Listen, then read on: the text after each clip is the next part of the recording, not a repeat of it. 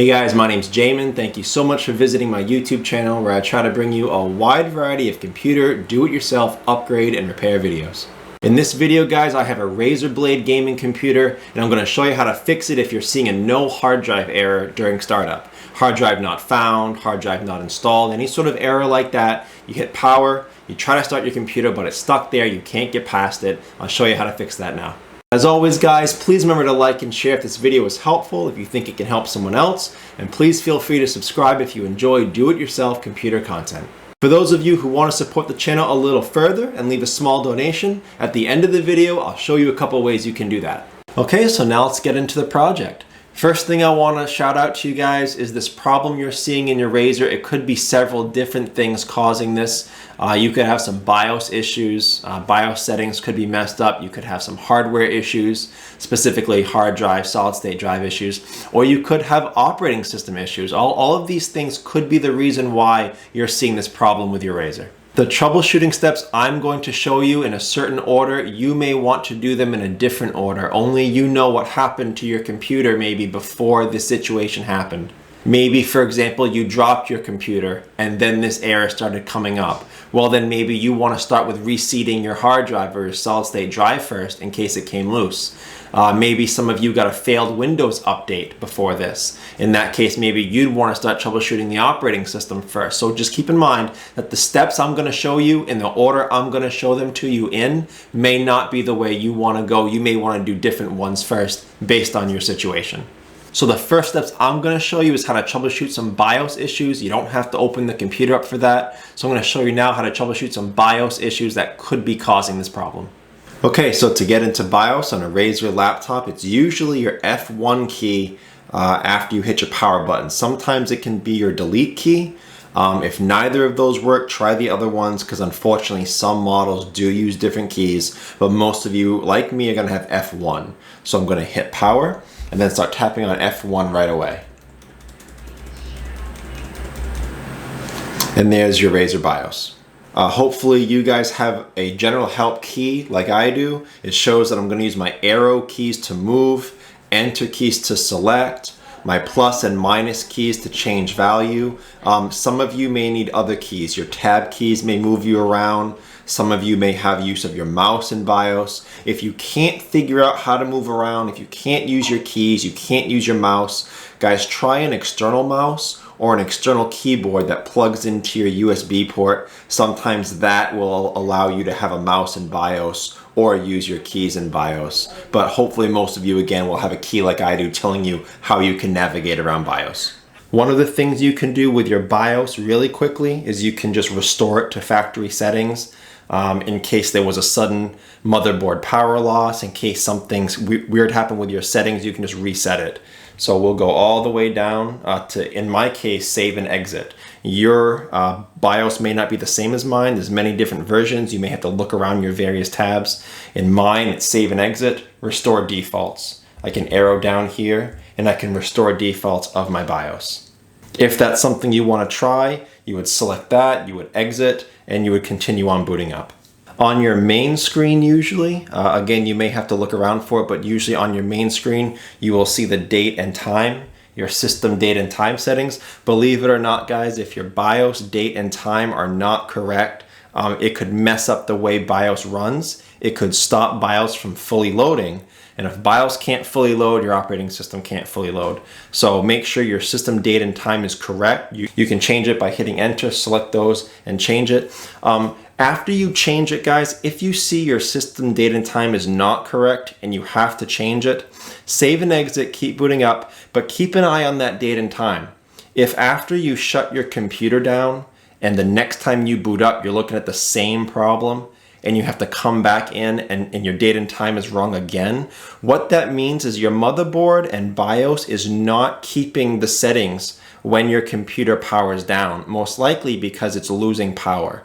In that case, there's a CMOS battery on the motherboard that is designed to keep power to your motherboard even when the computer's off. that could be a sign that that battery has failed and needs to be replaced. If that's the case, there'll be a video link on top of the screen taking you to another video showing you how to access and replace that battery. I'll also have that link below in the description if you need it. If you need more help accessing that battery in your specific model, leave me a comment with what model you're looking at, what you need help with, and I'll try to help you out.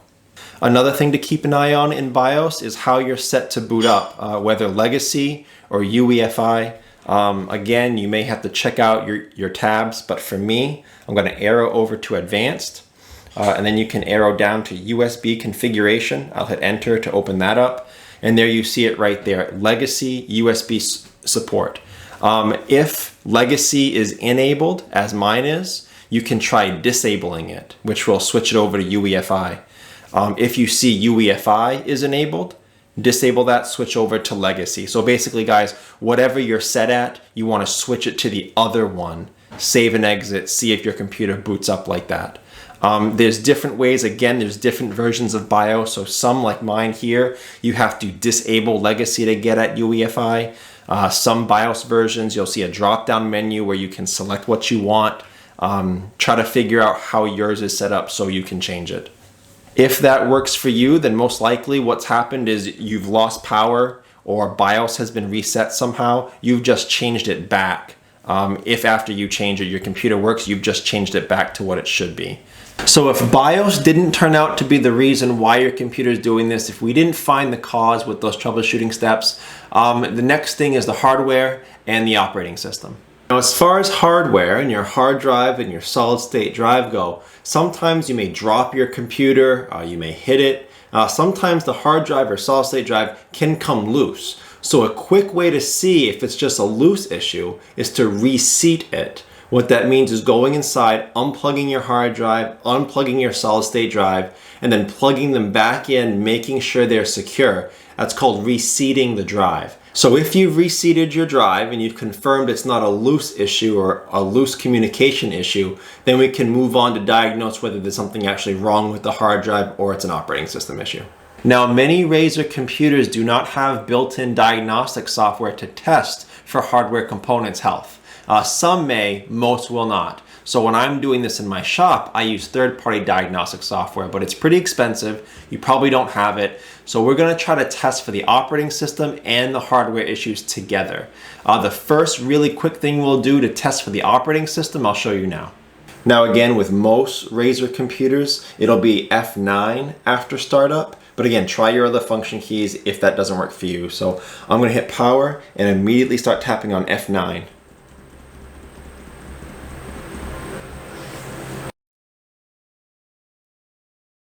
System recovery, system checking, and right here, recover OS partition to factory default. So you can either start the recovery or you can exit and shut down. If you can't boot up, and if we think it's an operating system issue, try this start recovery option here. It'll access your recovery partition if you've made one, and it'll reset your operating system. Hopefully, again, if it's an operating system error that's causing this problem, that'll take you back to before the error happened and your operating system will function. Your computer should boot up.